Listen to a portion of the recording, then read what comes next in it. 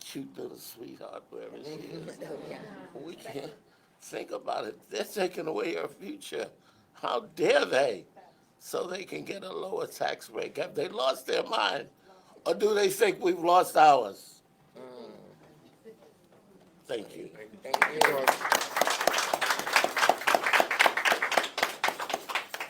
Questions? Good morning, Leader Jeffries. It's been mentioned that Democrats are willing to use every tool in the toolbox in order to fight these cuts. Can you give some specifics as to what those tools might be? And then also in recent days, we've seen what appears to be some division amongst Democrats in Washington, with some House members being very critical of Chuck Schumer. Can you talk to whether or not you are standing by Chuck Schumer? Do you feel like you're able to unite Democrats, particularly at a time like this? Sunday, we had a good conversation about the path forward, particularly as it relates to making sure we all speak with one voice in the effort to stop these Medicaid cuts from ever being enacted into law. All across the country, led by House Democrats, we're having a Medicaid Day of Action, engagements, site visits, town hall meetings, press conferences, interactions with our constituents, hearing from healthcare providers all across the country to elevate their voices to make sure that the American people understand that this is a matter of life and death when it comes to saving Medicaid. And so the next few weeks in Washington, D.C., Republicans are going to try to jam this budget down the throats of the American people. Every single House Democrat and every single Senate Democrat voted against the initial budget resolution at the end of February, and we remain united in stopping these Medicaid cuts. Thanks.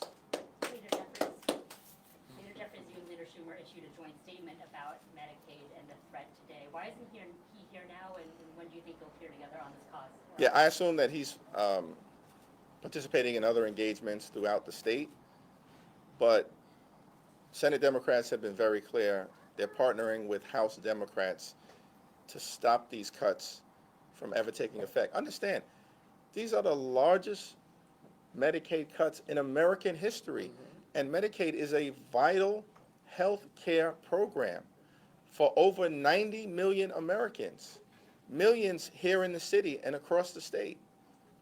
Women and children and families and seniors and Americans with disabilities all rely on Medicaid to get their health care.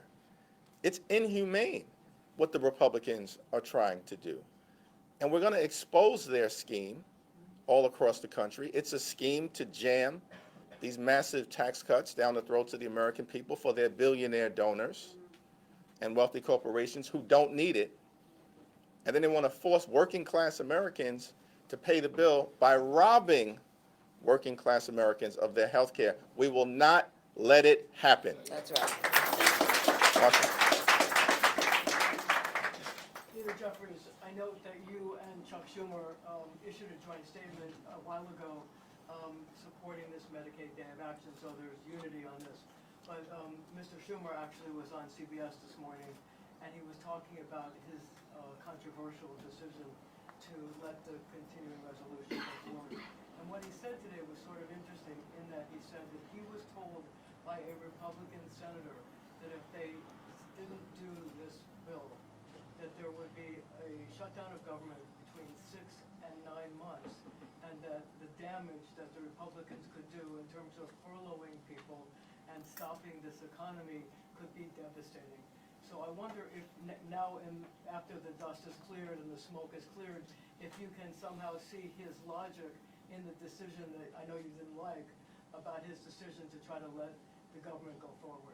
Well, you know, as House Democrats, we stand by our decision to oppose the Republican spending bill, because the partisan Republican spending bill that was not negotiated with Democrats, it was written by Donald Trump and House Republicans, would hurt families, hurt veterans, and hurt seniors. It would cut health care, cut veterans benefits, and cut nutritional assistance from children and families all across America, including in the communities that Congresswoman Clark and I represent. So that was not an acceptable thing for us. Our view was that the choice was between voting down the partisan, reckless Republican spending bill, and then forcing Republicans to explain why they were unwilling to accept a 4-week spending agreement that would simply allow Democrats and Republicans to try to arrive at a spending bill that would meet the needs of the American people.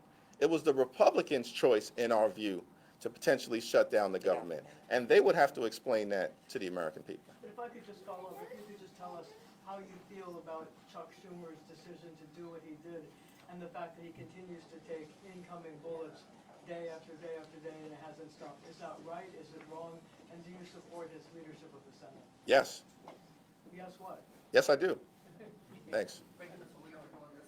Recent polling over the weekend from NBC and CNN showed that Democrats' favorability is at a record low. Do you see events like this, these local events with constituent stories, as a part of the strategy to help rebuild the Democrats' brand on the national level?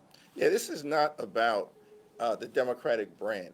This is about the American people and the folks whose health care is under assault.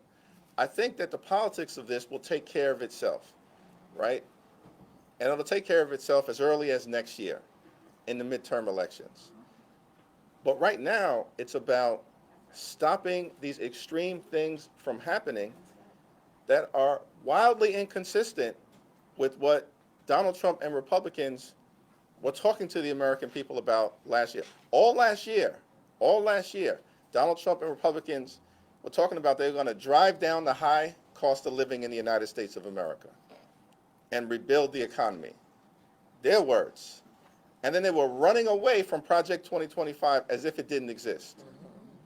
This year, they've done nothing to improve the economy, nothing to drive down the high cost of living in the United States of America. We believe that the cost of living is too high and that we have to lower housing costs and child care costs and the cost of groceries and insurance costs and utility costs. We as Democrats want to work on that. Republicans have done nothing to improve the economy. In fact, costs aren't going down, they're going up. Inflation is going up. And Donald Trump and the Republicans are crashing the economy in real time and potentially driving us toward a recession. So they've done nothing on the economy, and everything we're seeing is all part of Project 2025, which they claimed didn't exist last year, and now they're trying to jam it down the throats of the American people. They lied to the American people. We're going to hold them accountable. The politics will take care of itself, but I'm very confident that next November, we're taking back control of the United States House of Representatives. You know, I think that the way that this has been constructed is incorrect. Like I said, human beings are human beings. We are not born into partisan politics. We are born into a life that we expect will respect human dignity. And here we are, 2025, with a new administration that has demonstrated that they value some lives over others. And we cannot stand as Americans, regardless and irrespective of political party, and just take it. We have to fight back. This is about the lives that we lead, whether you're Republican or you're Democrat. Without your health, nothing else matters. And so we are appealing not only to Democrats, but to people of goodwill, irrespective of party, to stand up. Stand up for your neighbors. Stand up for your coworkers. Stand up for the families. Stand up for those you worship with. Because in this moment, we will all be paying a dear price if we don't stand up. Last question. Last two questions. David Jeffries, you Yeah. said that you support Chuck Schumer's leadership.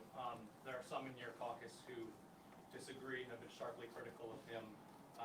Do those voices, AOC, Jasmine Crockett among them, does that help Democratic unity? And have you urged your caucus to align itself with Schumer and the rest of the... Yeah, we're all aligned on the fights that are in front of us on behalf of the people that we represent here in Brooklyn and New York City and across the country.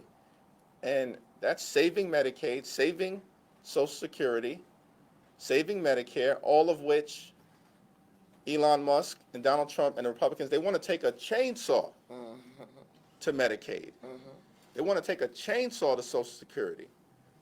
They want to take a chainsaw to Medicare. But let me be clear, we're going to take a chainsaw to Project 2025. That's right.